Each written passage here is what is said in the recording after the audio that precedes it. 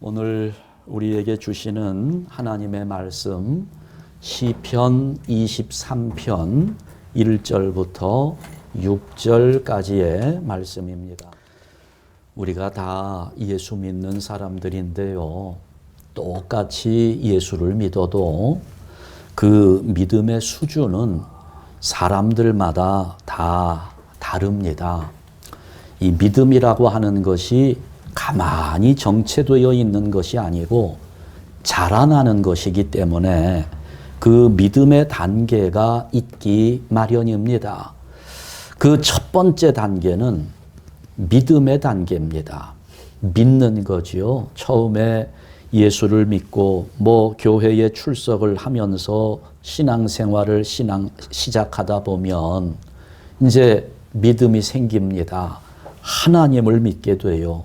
하나님이 계신다, 존재한다는 사실도 믿게 되고 그 하나님이 능력이 많으신 분이고 그 하나님이 나를 사랑하시고 그래서 우리는 그 독생자 예수님을 믿고 구원을 받게 되었다는 사실도 믿게 됩니다.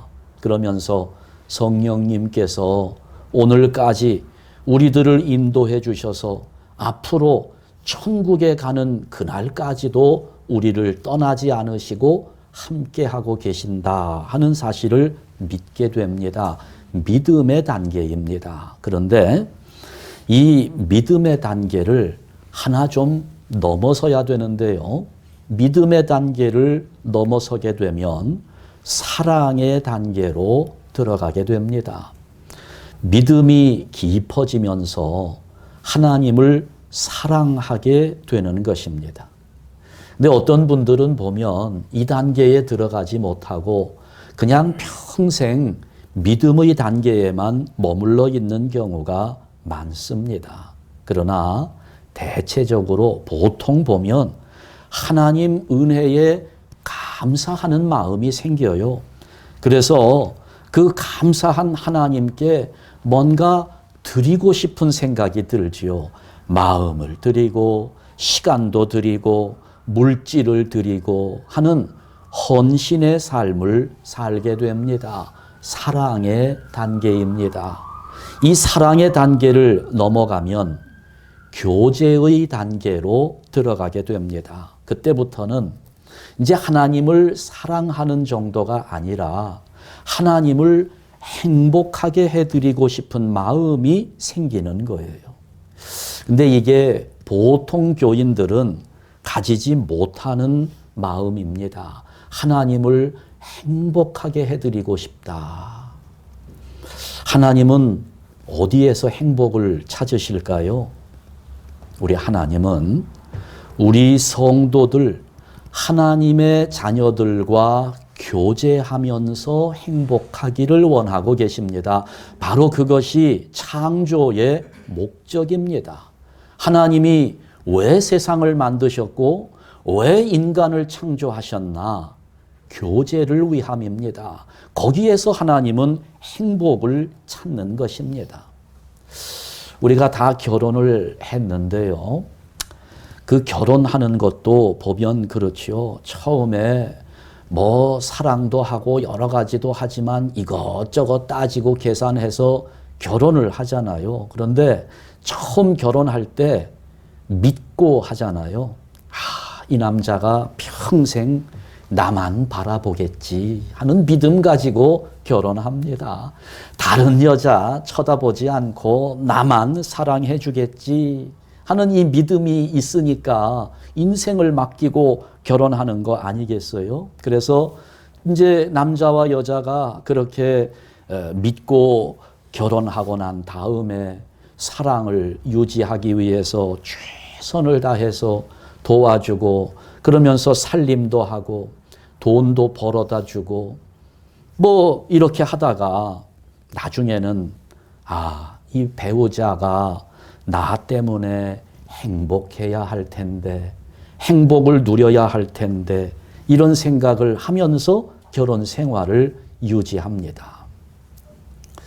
어떤 분은 그러더라고요. 지갑을 딱 여는데 보니까 그 부인 사진이 탁 눈에 보이더래요. 그래서 옆에 있는 분이 정말 부인을 너무너무 사랑하시는군요. 지갑에다가 그렇게 부인 사진까지 넣어 갖고 다니면서 시시때때로 부인을 보고 얼굴을 확인하고 그랬더니 그분이 그러더래요. 이 사진을 보면 자기는 인생을 살 용기가 생긴다는 거예요. 그 부인의 얼굴을 보면 뭐든지 할 수 있다는 생각이 든대요. 아니 어떻게 그럴 수 있느냐고 그랬더니 이분 하는 말이 내가 이런 여자하고도 평생을 살았는데 뭔 못하겠느냐 하면서 용기가 생긴다는 겁니다. 네. 또 어떤 여자분도 똑같은 경우인데요. 자기 남편 사진을 지갑에 넣어놓고 맨날 쳐다보면서 살 용기가 생긴다고 또 그러더래요. 그래 왜 그런 용기가 생기냐고 그랬더니 이런 남자 인간을 만들었으니 내가 뭘 못하겠는가 이렇게 생각한다는 겁니다. 여러분은 어떻습니까? 어떤 생각을 하나요? 남편이 나 때문에 행복해야지. 내 아내가 나 때문에 행복해야지. 이런 생각하는 거 참 귀한 거지요. 이게 가정 행복의 비결입니다. 근데 여러분은 어떻습니까? 너 나 때문에 이만큼이나 사는 줄 알아. 이런 생각들 많이 하지 않습니까? 나 아니었으면 네 인생 어떻게 됐을까 한번 생각해 봐. 가정 깨지는 비결입니다. 가정 행복의 비결은 나 때문에 당신이 행복해져야 할 텐데. 우리 믿음이 똑같아요. 여러분, 우리의 믿음은 이렇게 믿음의 단계에서 사랑의 단계로 그리고 교제의 단계로 가야 되는데요. 내가 하나님을 사랑할 뿐만 아니라 하나님이 나 때문에 행복하시도록 해야 하는 것입니다. 나는 하나님 앞에 아무것도 하는 것이 없으면서 하나님께로부터 뭔가 받으려고만 하는 것은 이건 뭔가 좀 수준이 낮은 단계죠. 어린 신앙입니다. 물론 하나님의 사랑은 내리사랑이기 때문에 우리가 좀 부족해도 우리가 좀 잘하는 게 없어도 하나님은 여전히 은혜를 주시고 사랑도 베푸시고 복도 주시고 그렇게 합니다. 그런데 하나님이 그런 우리의 마음을 아시고 복을 주시기는 하지만 그 하나님은 내려주시는 은혜에 대해서 우리가 감사함으로 반응할 때 우리 하나님은 행복을 느끼신다는 겁니다. 그렇기 때문에 여러분 우리가 하나님께로부터 무언가를 받는 것도 중요하겠으나 받는 것보다 더 중요한 것이 그 받는 것에 대해서 내가 어떻게 반응하고 있느냐. 또 하나님께서 그렇게 허락해 주신 것들을 받으면서 내가 그것을 하나님의 뜻에 따라 사용하고 있느냐 하는 것이 훨씬 더 중요하다는 사실을 알아야 하는 겁니다. 여러분, 복의 가치가 어디에 있다고 생각합니까? 우리는 보통 큰 복을 원하지요. 많은 복을 원합니다. 여러분, 그러나 복의 가치는 얼마나 크냐, 얼마나 많으냐에 달려 있지 않습니다. 진정한 복의 가치는 그것이 얼마나 오래 가느냐에 달려 있는 것입니다. 내가 받은 복이 얼마나 오랫동안 지속되느냐가 중요한 것이지요. 다윗은요, 40년 동안 왕이 되어 이스라엘을 다스렸습니다. 그런데 이스라엘에 많은 왕들이 있는 중에 여호아하스, 여호야긴 이런 왕들은 3개월 만에 쫓겨났습니다. 시므리 같은 사람은요, 7일 천하로 끝났어요. 왕이 되고 난 다음에 7일 동안만 왕으로 살다가 쫓겨났습니다. 그러니까 똑같이 왕으로 살아도 어떤 왕은 긴 세월을 살았고 어떤 왕은 7일까지밖에 다스리지 못했어요. 왜 그럴까요? 이유가 어디 있습니까? 간단합니다. 그 이유가 다윗은 하나님의 은혜를 받고 늘 감사와 기쁨으로 반응했습니다. 그리고 하나님이 주신 그 복을 가지고 하나님의 뜻에 따라 사용했던 것입니다. 그랬기 때문에 다윗은 죽는 순간까지 오래도록 이어지는 하나님의 복을 누릴 수 있었습니다. 반면에 여호아하스, 여호야긴, 시므리 이런 사람들은 욕심을 가지고 정권을 탐하면서 빼앗았던 사람들입니다.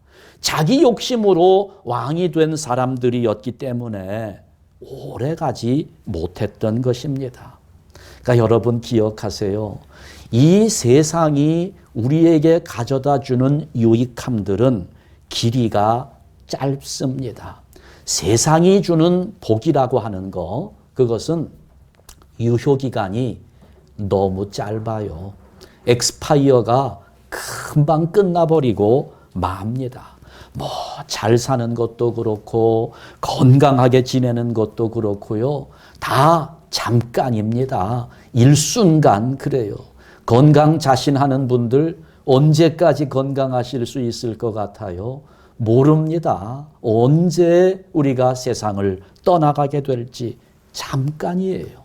그러나 하나님께서 내려주시는 복은 엑스파이어가 forever입니다. 영원한 복을 하나님이 우리에게 주신다는 거예요. 세상에서 여러분 자동차를 사도 고장나면 고쳐준다고 워런티를 주잖아요. 우리 한국의 자동차들은 무슨 10년 워런티를 해준다고 그렇게 이야기하는데요. 여러분, 우리 하나님께서 내려주시는 복은 워런티가 라이프타임입니다. 평생이고요. forever, guarantee 되는 것입니다. 우리가 이걸 믿고 하나님을 바라보아야 하는 것입니다. 세상 것과는 달라요. 하나님이 주시는 복은 장구한 복입니다. 영원한 복입니다. 다윗은 오늘 이 시편 23편 너무나 유명한 시잖아요. 성경 본문 가운데 이런 훌륭한 본문은 목사로서 찾아보지 못했어요. 이렇게 보면 신방을 다녀볼 때 그 성경 구절이 어울리는 상황들이 있습니다. 결혼식에 가면 어떤 구절로 하고 장례식에 가면 어떤 구절로 해야 되고 암에 걸려 있는 사람을 위로할 때는 또 무슨 구절을 읽어주고 이게 다 거의 정해져 있는데 시편 23편은요. 어떤 상황에서도 어울리는 구절입니다. 돌 예배 가서 해도 괜찮고요. 장례식에 가서 해도 괜찮아요. 이게 완전히 상반되는 거잖아요. 출생한 아이를 축복하면서 이 구절을 읽어도 오케이. 돌아가신 분 하관식을 하면서도 이 구절을 읽는데 오케이. 어떤 상황에서도 이 시편 23편은 위로가 되고 소망을 갖게 하는 너무나 유명한 시입니다. 이 시를 다윗이 기록했는데 5절 말씀해 보니까 다윗이 이렇게 고백합니다. 내 잔이 넘치나이다. 하나님이 뭔가를 주시는데 하나님이 주시는 그것이 지금 내 인생 가운데 넘치고 있다는 거예요. 내 잔이 넘치나이다. 여러분, 잔이 뭡니까? 잔은 액체를 담아서 그걸 마시기 위한 그릇입니다. 그런데 여러분 그 잔 어때요? 내가 직접 따라서 마실 수도 있지만 또 어떤 자리에 가면 다른 사람이 따라주기도 합니다. 여러분 그 맛이 어떻게 다른지 아마 다 아실 것 같아요. 제가 전에 아마 좀 얼굴이 안 좋아 보였나 봐요. 목사님, 요즘 얼굴 안색이 안 좋으신데 하면서 보약을 갖다 주었습니다. 그래 이제 제가 보약을 하나씩 꺼내서 먹는데 귀찮으니까 그냥 꺼내서 찢어가지고 그냥 마셔요. 그런데 가끔씩 제 아내가 그것을 줄 때가 있어요. 찢어서 컵에 따라가지고 따뜻하게 데펴서 가져다 주면 똑같은 보약인데요. 느낌이 달라요. 제가 찢어서 마실 때는 별로 건강해질 것 같지가 않아요. 그런데 따뜻하게 데펴가지고 가져오는 거 이렇게 마시면 한 잔만 마셔도 괜히 몸에서 호랑이 힘이 솟아나는 것 같고 건강해지는 그런 느낌이 들어요. 누군가 따라주면 이게 또 다르지 않습니까? 어떤 가정에 남편이 하도 술을 많이 마셔서 부인이 얼마나 걱정이 되는지, 그래 이제 그 목사님이 남편에게 물어봤대요. 아니 왜 그렇게 술을 마십니까? 그랬더니 술이 너무 좋대요.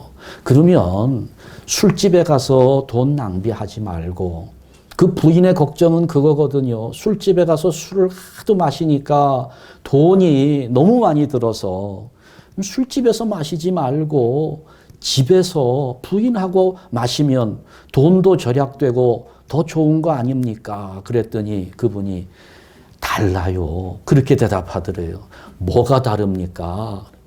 집에서 따라주는 여자는 잔소리하면서 따라주는데 거기 가서 따라주는 거는 코맹맹이 소리에 온갖 비율을 다 맞춰주면서 좋은 소리 해주며 따라주는 잔이기 때문에 맛이 다르다는 거예요.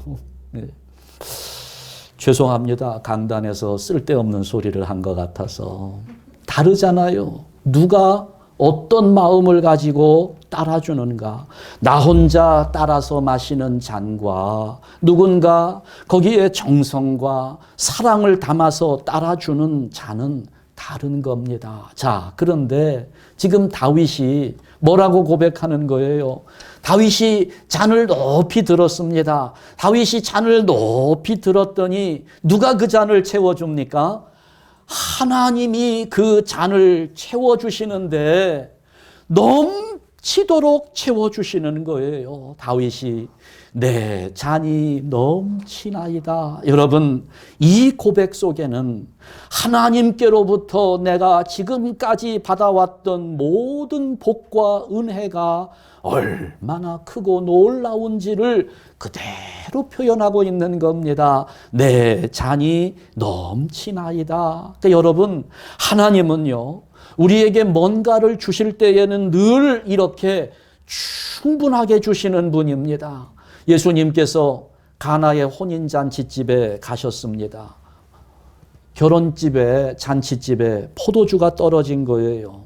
예수님께서 6돌 항아리 아구까지 물을 채우라고 했습니다. 넘치도록 종이 채웠습니다. 그 물이 포도주로 변했습니다. 하나님이 주실 때는 아구까지 채워주신다는 거예요. 넘치도록 주신다는 겁니다. 엘리사가 한 가난한 과부의 집을 방문했습니다. 엄청난 가뭄 때문에 많은 사람들이 고통을 당하는데 이 과부의 집에도 이제 다 떨어졌습니다. 먹을 양식이 없어요. 남은 것이라고는 기름 한 병밖에 남아있지 않았습니다. 하나님이 엘리사를 통해서 그 과부에게 복을 주시는데 밖에 나가서 이웃들에게 빌릴 수 있는 만큼 그릇을 다 빌려오게 했습니다. 두 아들과 함께 나가서 그릇을 빌려와요. 그리고 그 그릇에 그 한 병 남은 기름으로 기름을 붓기 시작하는데 끊임없이 나옵니다. 이 그릇에 채우고 저 그릇에 채우고 빌려온 그릇마다 가득 채우면서 더 이상 그릇이 남아있지 않을 때까지 기름이 나왔습니다. 계속 나온 거예요. 하나님이 주실 때는 그렇게 주십니다. 아낌없이 주어요. 넘치도록 주시는 분입니다. 누가복음 6장 38절에 보니까 예수님께서 이런 하나님의 원칙을 말씀을 하셨어요. 우리 한번 같이 읽습니다. 주라 그리하면 너희에게 줄 것이니 곧 후히 되어 누르고 흔들어 넘치도록 하여 너희에게 안겨주리라. 아멘. 여러분, 바로 이것이 하나님께서 우리의 잔을 채워주시는 원리입니다. 이렇게 채워주신다는 거예요. 저는 이 구절을 볼 때마다 옛날 생각이 납니다. 제가 아주 어렸을 때 제가 살던 그 동네에 쌀집이 있었어요. 뭐 어떤 동네는 쌀집이 없었겠습니까마는 제가 살던 동네에 쌀집이 있었어요. 근데 그때에 아주 유명한 연속극이 전국을 휩쓸었습니다. 여로라는 연속극이었습니다. 아마 여러분도 기억나실지 모르겠어요. 그러니 그 연속극 여로가 한참 인기를 끌고 있을 때 동네 사람들이 다 그 쌀집에 모이는 거예요. 밤이 되기만 하면 다 모여서 TV가 없으니까 그 집에만 TV가 있으니까 여로를 보겠다고 몰려드는데 그 쌀집에 그 가게에 딸린 조그마한 방이 있어요. 몇 명 들어가지도 못합니다. 그러니 한 대여섯 명 들어가서 앉아있고 다른 사람들은 그 바깥에서 앞에 있는 사람들은 바닥에 주저앉고 뒤에 있는 사람들은 서서 얼굴을 디밀고 그 여로를 보는데 그 쌀집 주인이 얼마나 귀찮았겠어요. 그런데 그 연속극 하는 날마다 그 손님들을 다 받아주고 여로를 보게 해주고 참 인심 좋은 분이었습니다. 근데 쌀을 팔 때도 보면 얼마나 후하게 되어주는지 몰라요. 그때 제 기억으로는 쌀을 파는데 이렇게 사각형으로 된 조그만 한 대짜리 그릇이 있었고요. 좀 큰 거 원통으로 되어 있는 거 한 말짜리 그릇이 있었는데 그때만 해도 한 말짜리 쌀 사가는 분들이 그렇게 많지 않았지요. 돛박으로 한 봉지씩 쌀을 사가던 그런 시절이었는데 그 쌀 파는 모습 기억이 나요. 그 돛박에다가 쌀을 푹 퍼서 담은 다음에 그 위에 쌀을 자꾸 올리잖아요. 쌀을 올리면 산처럼 올라가는데 더 올려도 올라가지도 않아요. 다 또 흘러내립니다. 그러면 그것도 옆에 툭툭 손으로 치고 막 흔들고 그러면 쌀이 조금 내려가는 것 같으면 그 위에 또 올려놓으면 또 다 떨어지고 그렇게 한 두세 번 한 다음에 그걸 이제 또 봉지에 이렇게 넣었는데 봉지에 넣다가 보면 또 봉지 바깥으로 그러니까 또 떨어지잖아요. 떨어지면 그거 떨어진 것도 떨어졌다고 한 주먹 집어서 그 쌀을 또 더 넣어주는 거지요. 정말 얼마나 인심이 후한지 몰라요. 근데 사실은 그 돛박으로 쌀을 줄 때에는 그 돛박에 쌀을 담았을 때 그 돛박을 싹 깎아내리도록 막대기가 하나 있습니다. 자 같은 게 있어요. 그러면 팔 때 그거 싹 깎아서 넣어주는 게 그게 한 되인데 그분은 그거 사용 안 하더라고요. 깎아내리지 않습니다. 수북히 올려서 넣어주고 또 한 줌 더 집어서 넣어주고 요즘 같으면 생각하기 어렵죠. 요즘은 쌀이 딱 정형화되어 가지고 15파운드, 20파운드 아마 쌀 개수까지 똑같을 것 같아요. 덤으로 더 주는 집이 없잖아요. 슈퍼에서 사다 보니까. 그러니까 요즘 우리가 먹는 쌀하고 옛날에 우리가 먹었던 쌀은 이게 달라요. 질이 다릅니다. 그때는 우리가 어떤 쌀을 먹었습니까? 인간미가 넘치는 쌀을 먹었습니다. 사랑이 담긴 쌀을 먹었어요. 정이 넘치는 쌀을 먹으면서 살았어요. 근데 여러분, 그 쌀집 주인이요. 그렇게 장사를 하면 손해를 보나요? 이익을 보나요? 돈을 벌려면 이걸 깎아서 줘야 되는데 그렇게 호하게 주니까 그래도 그 쌀집은 망하지 않고 저희 집 동네에서 부잣집으로 소문난 집이었습니다. 여러분, 하나님께서 우리에게 복과 은혜를 주실 때는 바로 이렇게 주신다는 거. 후하게 눌러서 주시고 흔들어서 넘치도록 주시고 그리고 사랑을 가득 담아서 우리에게 직접 안겨주신다는 사실을 믿으시기 바랍니다. 지금 다윗이 하는 고백이 바로 그거예요. 하나님 앞에 자기의 잔을 내밀었습니다. 하나님이 그 잔을 채워주시는데 넘치도록 채워주시는 거예요. 다윗의 잔은 크기가 얼만큼이나 됐을까요? 한 이 정도 되었을까요? 이거보다 좀 작았을까요? 다윗의 잔은 얼마나 컸을까요? 사람마다 잔의 크기가 달라요. 오늘 우리들 가운데에도 다 잔이 있습니다. 그 잔의 크기가 다 달라요. 잔이 크면 당연히 많이 들어갑니다.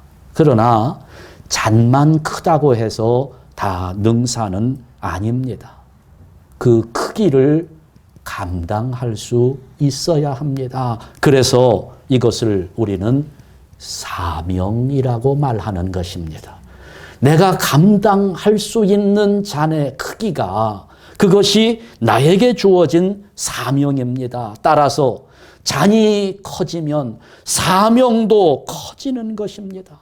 잔이 큰 사람은 하나님의 큰 일을 감당해야 하는 사람입니다. 그러면서 그 하나님의 일을 하는 사람은 한결같아야 합니다. 언제나 똑같아야 합니다. 기분이 좋을 때나 나쁠 때나 기쁠 때나 슬플 때나 건강할 때나 병들었을 때나 한결같아야 합니다. 언제든지 흔들림이 없이 자기 자리를 지켜야 하는 것입니다. 지금 여기 다윗이 고백하고 있는 이 상황을 우리가 볼 필요가 있어요. 내 잔이 넘치나이다. 하나님이 채워주시는 그 잔, 그게 넘치니까 얼마나 기쁜가, 얼마나 감사한가. 우리는 좋은 상황일 것이라고 생각하지만 지금 이 시편 23편을 기록하고 있는 다윗의 상황은 좋지 않았습니다.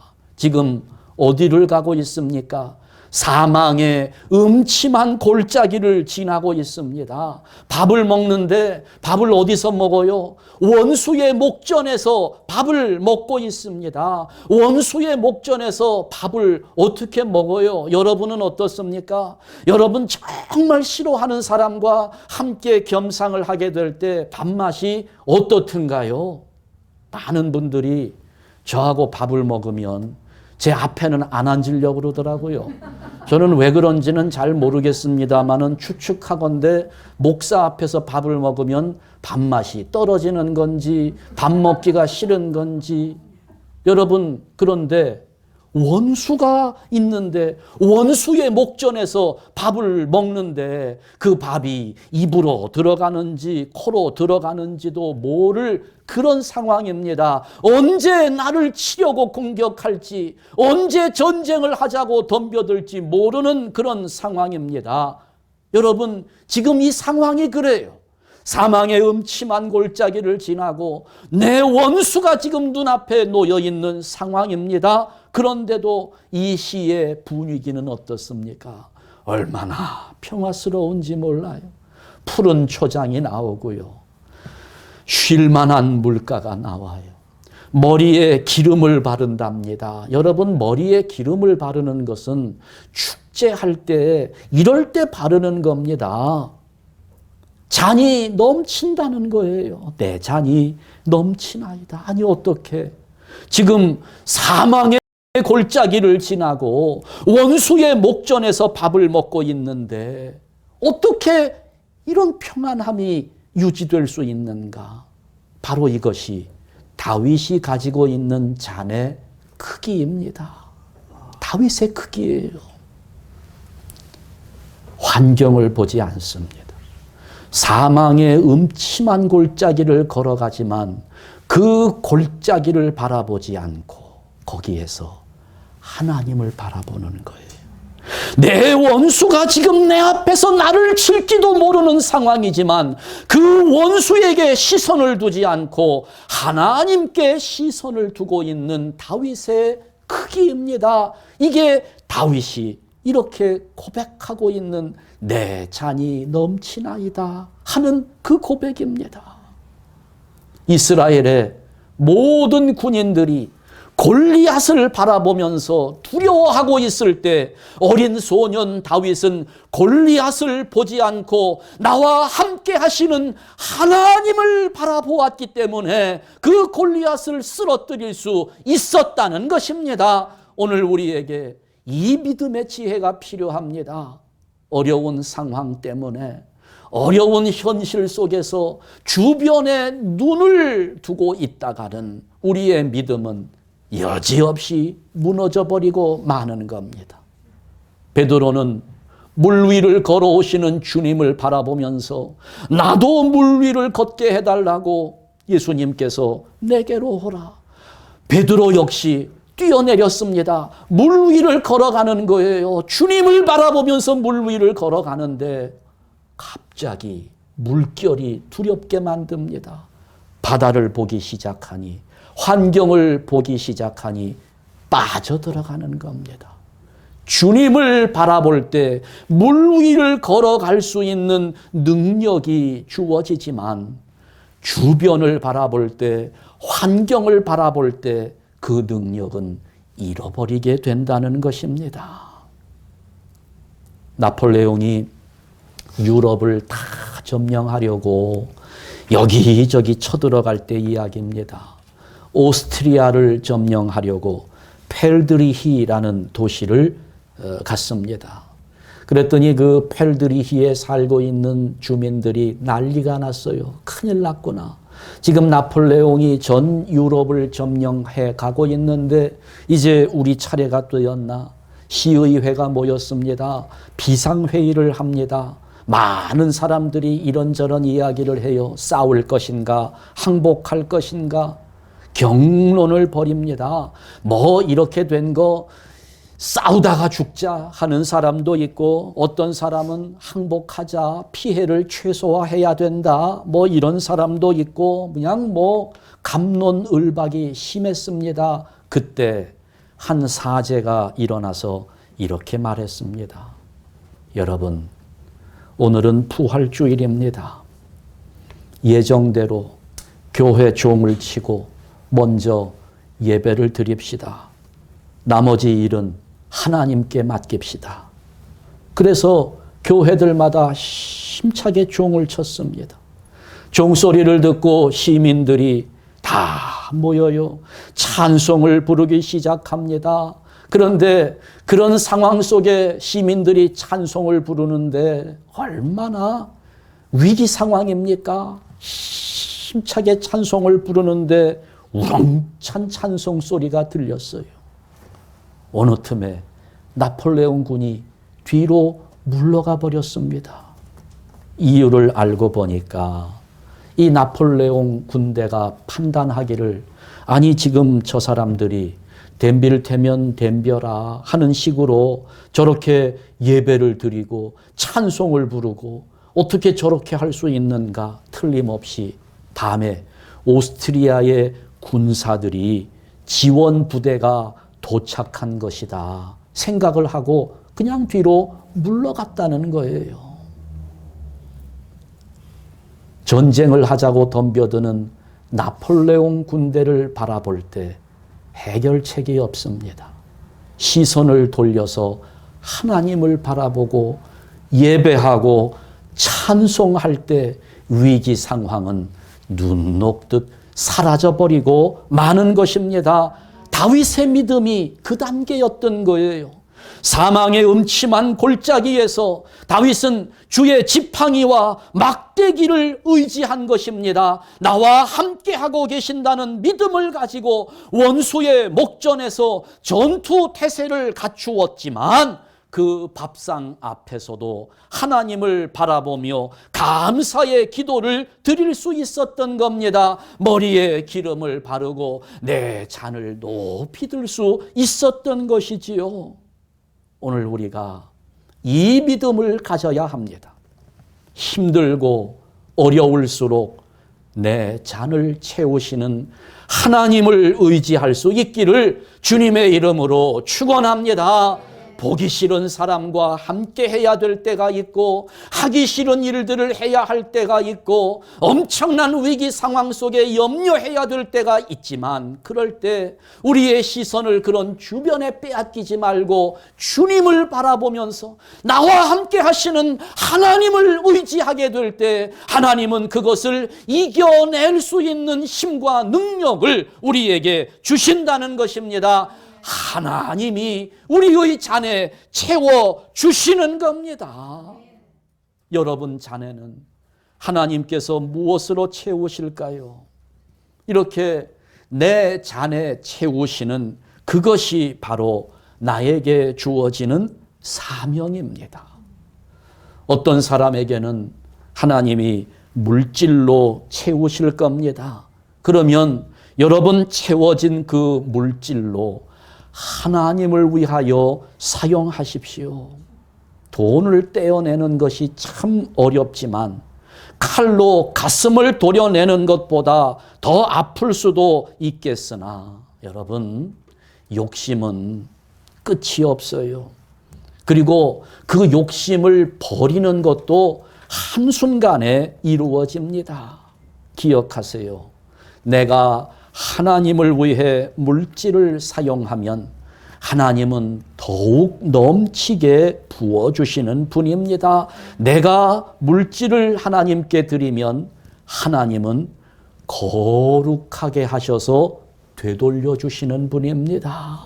내 잔에 젊음이 채워져 있다면 오늘 여기 있는 젊은이들, 그 젊음을 하나님을 위하여 사용하세요. 그러면 하나님은 그 젊음을 거룩한 젊음으로 바꾸어서 여러분에게 되돌려 줄 것입니다. 우리 하나님의 역사예요. 여러분, 어렵잖아요. 얼마나 경기가 없습니까? 경제 상황이 점점 악화되고 있습니다. 그럼에도 우리 교회를 통해서 저 남미 중미 지역에 예배당을 건축하자고 헌금하시는 그 권사님 손길, 제가 알아요.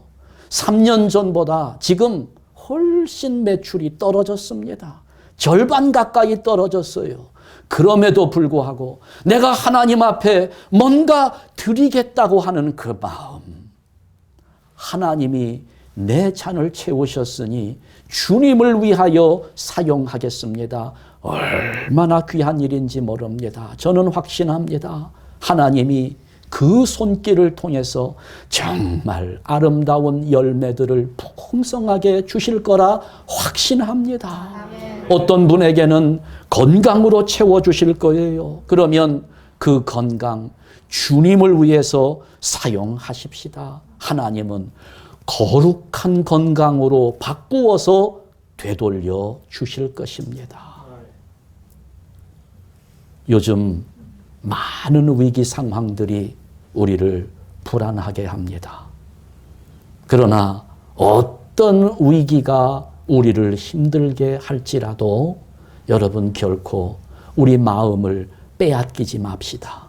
이럴 때일수록 주의 지팡이와 막대기를 의지하고 나와 함께 하시는 주님을 바라보면서 이 위기의 상황을 이겨내는 성도들 되시기를 주님의 이름으로 축원합니다. 여러분의 잔은 하나님이 넘치도록 채워주실 겁니다. 설교를 마무리하면서 우리 함께 찬송하고 마무리하려고 합니다.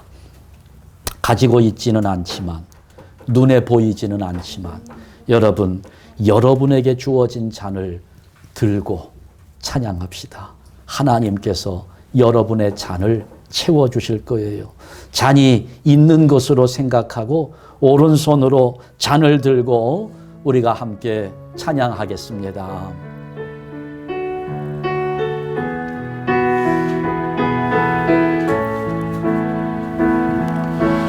우물가의 여인처럼 난 구했네.